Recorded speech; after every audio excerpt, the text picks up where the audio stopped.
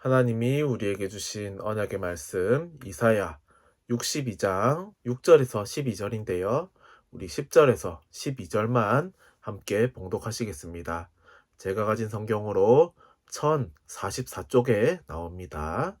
이사야 62장 10절에서 12절 함께 봉독하시겠습니다. 성문으로 나아가라, 나아가라. 백성이 올 길을 닦으라. 큰 길을 수축하고 수축하라. 돌을 제하라. 만민을 위하여 기치를 들라. 여호와께서 땅끝까지 선포하시되 너희는 딸 시온에게 이르라. 보라, 내 구원이 이르렀느니라. 보라, 상급이 그에게 있고 보응이 그 앞에 있느니라 하셨느니라.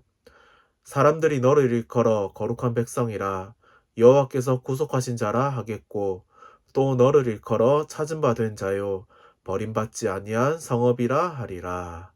아멘. 오늘 말씀의 제목은요.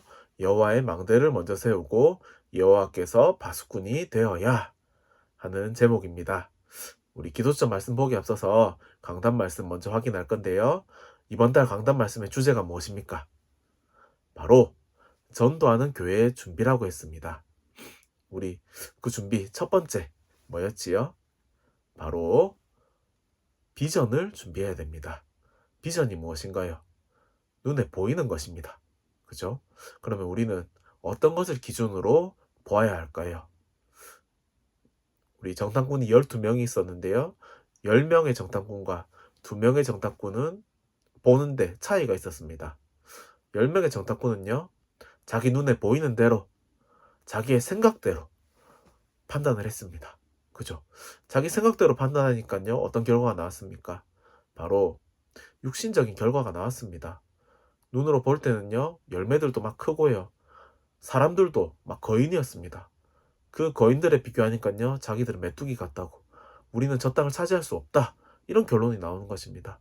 하지만요. 여호수아와 갈렙 두 사람은 어떻게 했습니까? 하나님의 언약을 기준으로 보았지요. 그러니까 뭡니까? 저 땅은 심히 아름다운 땅이고 하나님께서 우리를 위해서 예배하신 땅이고 우리가 능히 그것을 얻을 수 있다. 그렇게 믿음의 고백을 했지요. 우리는 어떻게 해야 되겠습니까?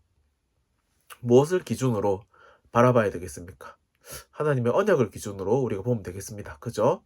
우리 두 번째는 뭐였지요? 우리가 전도하는 교회의 준비 두 번째 바로 지도자였습니다. 그죠? 지도자가요. 어떤 지도자가 세워지나에 따라서 그 나라가 뭐 흔들릴 수도 있고요. 뭐 전복될 수도 있고요. 그런데요. 정말 지도자 한 명이 제대로 흔들리지 않는 지도자 한 명이 제대로 서면요. 그 나라와 그 민족과 그 교회가 바로 설 수 있다고 했습니다. 그죠? 정말 그래서요. 우리가 지도자를 위해서 반드시 기도를 해야 되겠습니다. 그리고요. 어떤 지도자가 세워져야 되겠습니까? 바로 여호수아와 같은 지도자가 서면 됩니다. 여호수아가 어떤 지도자였습니까? 막 용감했지요? 맞습니다. 근데 그 용기가 어디서 나왔습니까? 하나님이 모세와 함께한 것처럼 여호수아와 함께하겠다 했습니다. 그래서 담대하라고 하셨지요. 바로 하나님과 함께함을 누리는 지도자입니다. 하나님의 언약을 누리고요. 그리고 그 전에 있던 지도자처럼요. 하나님이 함께하심을 누릴 때 용기도 나오고요. 담대함도 나오는 것 같습니다. 우리 지도자, 우리의 목사님이요. 정말 여호수아처럼요. 하나님과 함께함을 누리는 담대한 우리 지도자가 될 수 있도록 항상 기도해야 되겠고요. 또 우리 이번 주에는요. 준비 세 번째입니다. 믿음이라고 했습니다. 믿음이라고 하시면서요. 뭐요? 요단강 도하 사건을 통해서 그 믿음을 우리에게 보여주셨습니다. 그죠? 우리 교회가 믿음을 상실한 영적 결과 어떻게 되었습니까? 믿음을 상실하니까요. 권위적인 율법주의가 남았습니다. 그러니까 어떻게 됩니까? 율법은 나쁘지 않습니다. 근데 율법주의는요. 나쁩니다. 그죠? 왜 나쁜가요? 정말 중요한 것을 놓치게 만듭니다. 율법주의는요. 하나님이 중요한 복음을 주셨거든요. 그 복음은요. 복음으로 모든 것을 품을 수 있고요. 수용할 수 있고요. 초월할 수 있는 능력이 있는데요. 율법주의는요. 오직 율법으로 판단하고 정죄하고 죽이고 맙니다. 그래서요. 하나님 주신 그 빛으로 온 세상을 비춰야 되는데 온 세상을 깜깜하게 만드는 그런 결과가 나타나는 겁니다. 그리고요. 믿음을 상실한 결과 불건전한 신비주의가 되는 것입니다. 불건전합니다. 그러면요, 뭔가 자기한테 뭔가 있어야 됩니다. 뭔가 그죠? 남들이 없는 그런 게 있어야 됩니다. 그래야지 인정을 받고요. 인정을 해주고요. 그러니까 뭡니까? 처음에는 그게 막 멋있어 보이는데요. 그것만 바라니까요. 나중에는 멋을 상실하는 겁니다. 복음에서 나오는 게 진짜 멋있는 건데요. 복음이 아닌 신비주의로 나는 이거 가지고 있어. 그걸로만 막 우기니까요. 상식도 통하지 않고 그렇게 되는 것입니다. 그리고요. 육신적인 세속주의. 세속주의가 뭡니까? 돈이 최고야. 능력이 최고야. 맞죠? 능력이 있고 돈 있으면요. 사실 좋은 게 참 많습니다. 하지만요. 그것은요. 영적인 것을 어쩌면 놓치게 만드는 그죠? 그런 결과를 맞이할 수 있습니다. 우리가 복음을 충분히 가지고 있고요. 하나님 주신 그 언약을 충분히 누리는 사람이요. 돈을 가져도요. 어쩌면 흔들릴 수 있거든요. 근데요. 믿음이 없는 사람이 당연히 육신적인 세속주의에 빠지면요. 당연히 영적인 것을 놓치게 되겠죠. 우리가 이렇게 되지 않도록요. 정말 믿음을 회복해야 되겠습니다. 그래서요. 믿음을 가지고 요단강 도하를 준비하고 실행하고 그 이후 어떤 걸 했을까요? 요단강 도하를 준비하면서요. 다른 것을 이스라엘 백성들에게 말한 것이 아닙니다. 무엇을 말했냐면요. 여호수아가 백성에게요. 자신을 성결하게 하라. 여호와께서 내일 너희 가운데 기이한 일들을 행하시리라 했습니다. 근데 왜 성결하게 하라고 했을까요? 저는 이게 그렇게 들렸습니다. 너희가 불신앙하지 말라. 그렇게 들렸습니다. 성결한 게요. 깨끗하고 막 예쁜 거 그런 게 성결한 게 아닙니다. 하나님 앞에서 우리가 불신앙하지 않고 믿음에 고백하는 거, 하나님의 말씀 따라가는 게 우린 성결한 것입니다. 그죠? 그리고요. 도하를 실행했을 때는 어땠습니까? 제사장이요. 언약궤를 메고 먼저 들어갑니다. 요단강이 갈라졌지요. 갈라지고 나서 어떻게 됐습니까? 제사장은요. 그 요단강 가운데서요. 이스라엘 백성들이요. 다 지나갈 때까지 기다립니다. 그죠? 그리고요. 건너가면서 12개의 돌을 딱 가지고요. 건너갑니다. 그죠? 그 도하 이후 그 제사장이 서 있었던 곳에요. 12개의 돌을 세우고요. 그리고 건너가서 길갈에서 세웁니다. 12개의 돌로 기념비를 세웁니다. 그 기념비는 왜 세운 겁니까? 바로 후대들을 위해서 세운 겁니다. 그죠? 우리가 그것을 봤을 때 하나님의 능력으로 우리는 이것을 건넜다. 하나님이 우리를 요단강을 건너게 하셨다. 그죠? 후대들을 위해서 기념비를 세운 것입니다. 우리 후대들이요. 정말 우리가 요단강을 도하는 것처럼 정말 성결하게 준비하고요.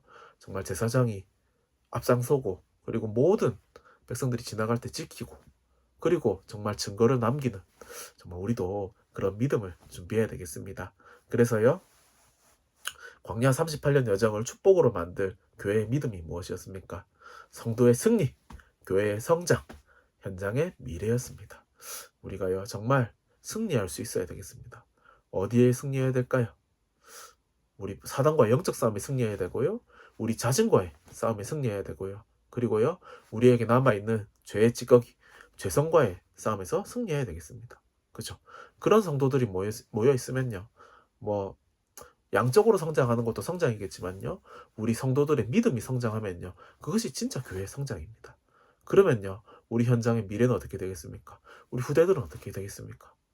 우리가 정말 믿음 가진 성도들의 후대, 현장은요. 하나님이 책임지시고요. 거기에 분명한 빛이 임할 것입니다. 오늘 기도점 말씀도요. 그거 연결되는 것입니다. 여호와의 망대가 뭐 하는 곳입니까? 바로 빛을 비추고요. 현장을 바라보는 곳입니다. 그죠? 그 망대 어떻게 하면 세울 수 있을까요? 세상을 살릴 여호와의 언약을 붙잡아야 됩니다. 요셉은요. 어릴 때 붙잡은 그 꿈으로 현장에 나아갔고요. 모세는요. 하나님 주신 그 피제사 언약 붙잡았고요. 사무엘은요. 여호와께서 사무엘을 부르셨을 때요. 그 여호와의 언약을 들었습니다.